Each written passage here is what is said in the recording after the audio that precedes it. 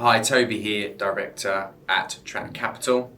And as we all know, Labour have been introduced as the new government of the UK after winning a landslide against the Conservatives. So what we want to do is go through not only what they mentioned in their manifesto, but also the King's speech more recently and what this entails for the property market and, more importantly, for us and yourselves as investors. So Labour have announced in their manifesto and since getting into power that they aim to build 1.5 million new homes throughout their span and lifetime in government. Now, that comes with a bit of pressure from themselves because now they've said it, they have to go ahead and do it. And how they do that will be interesting, and we'll see that in the years to come. But they have outlined a few other things that they are looking to do within the housing market, which will affect investors. So let's get into the King's speech, where they've announced in a bit more depth what they'll be looking to do. Firstly, the Renters Reform Bill. So they have announced that they plan to abolish Section 21, which are no-fault evictions. So this is where a landlord can ask a tenant to leave their property formally without giving any reason at all. Now, on the face of this can be quite scary to some landlords because they feel they lose an element of control and security in their property if they ever need to get their property back. But realistically, landlords will have a reason for their tenant to leave. And within the bill and also within the landlord's rights, they can do so. For example, if the landlord wants to sell their property, they will still be able to do so and have the right to ask the tenant to leave the property on that basis.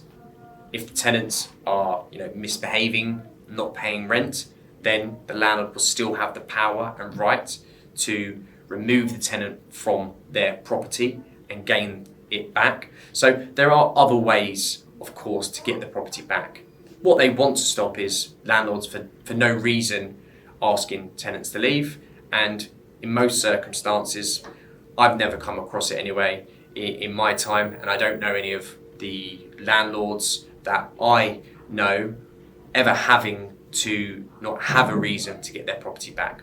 Because usually you're going to want your property back because the tenant's probably not paying, maybe they're misbehaving in the property, or you may need to sell the property. So realistically, this isn't going to cause too much effect to landlords because they still will have powers to get their property back. Also in the Renters Reform Bill, they've announced that tenants will have the right to request a pet in their property. Some landlords initially may find this very scary if they don't want pets in the property, which can cause damage and again come at a cost to themselves. But this is just a right to request it. It doesn't actually mean that they'll definitely have to approve the pets. And also, if you have your property on the market and you have several tenants looking to rent the property out, you may prefer the position of the tenant that hasn't got a pet to be more preferable for yourself to take on board. Now, we don't know all the intricacies of this, but again, realistically, it's just in there as a right to request. It doesn't mean that landlords are going to be forced into accepting those. And this is something actually the Conservatives had spoken about previously as well. And we have mentioned in some of our podcasts and content that we've done previously about this sort of stuff, that look, it may seem scary initially on the face of it when reading this stuff, but when you get down to all the nuts and bolts, it isn't actually that bad. They've also mentioned that landlords will have to apply a decent rental home standard. Again, this isn't actually a bad thing. I think for renters, that's very good. There's a lot of properties out there below the standard that is required for tenants. They're living in the property. They deserve to be living in a good and well looked after property. And what this does, in my eyes, as a positive, it will start to come down on the landlords who don't keep their properties up to scratch. So that is technically a good thing for the rental market. And if you are a well-run landlord and pride yourself on providing good homes for tenants, then this shouldn't bother you at all. Labour are also overhauling the archaic and old leasehold rules.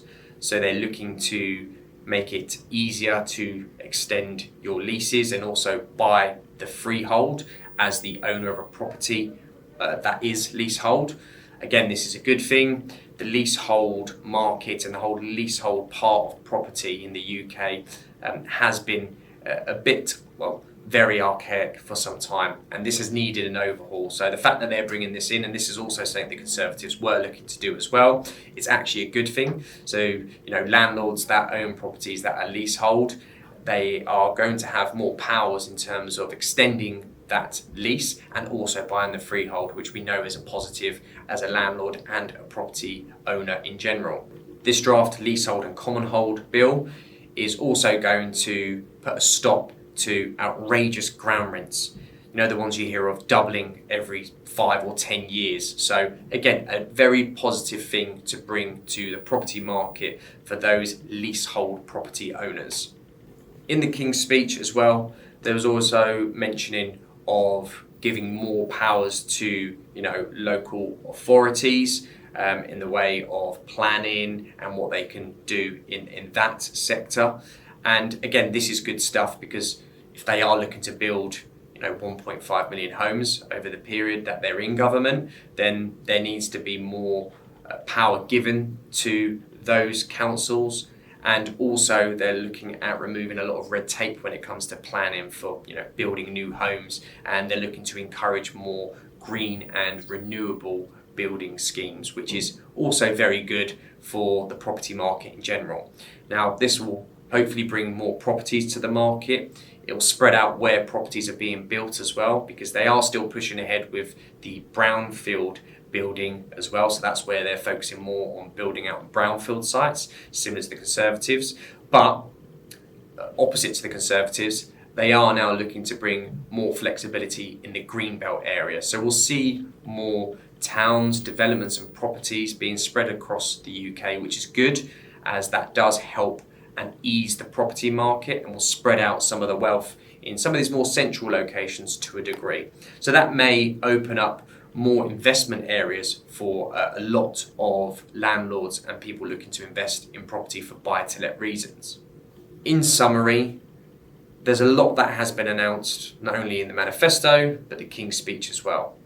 And you'll also notice that some landlords may be scared or put off by this, reluctant to enter the property market at this point, or looking to withdraw from the property market as landlords. But realistically, there is no need to.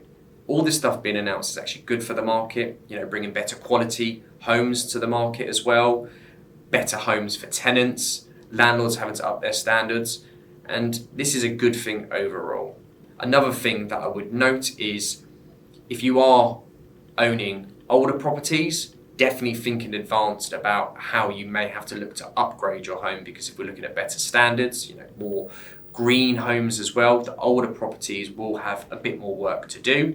Here at Track Capital, our focus is on new build properties. So a lot of our clients won't have this issue, because they're going to be very energy efficient homes built to modern standards, which is a very good thing. So if you are looking to add to your portfolio, or maybe looking to start, I would have in the back of your mind the type of property you are buying, because as you can see from what's been announced in the King's Speech, they are looking at quality now, and they're really going to be pushing for that. So that can come at a cost if you're buying a lower quality property or own a lower quality property. So just bear that in mind. But overall, there's nothing scary in there from our point of view. From my point of view, I'm still going to be investing in property at this point. There's nothing out there that scares me within this, and I actually look forward to some of this coming in. It's going to be interesting to see how this pans out and shapes the property market. So if you are starting out in property, or you might have a portfolio you're looking to expand or just reassess, feel free to get in touch. You can book a one-to-one consultation with one of our property experts, and they'll be able to help you talk you through what we do and any options that we may be able to assist you with.